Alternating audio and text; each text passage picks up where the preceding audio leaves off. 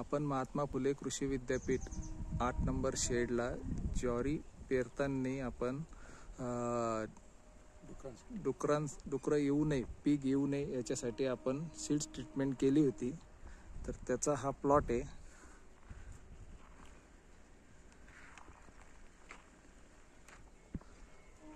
तिथं हे काम बघणारे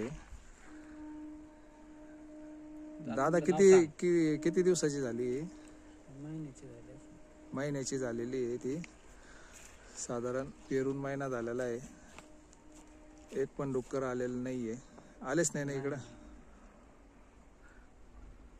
तुमचं नाव काय? रामदास शिंदे. रामदास शिंदे त्यांचं नाव आहे. त्यांच्या निदर्शनात आलेलं आहे की एक पण डुक्कर आलेलं नाहीये. हे इथं कंटिन्यू राखणदारचं काम करतात पूर्ण प्लॉटचं.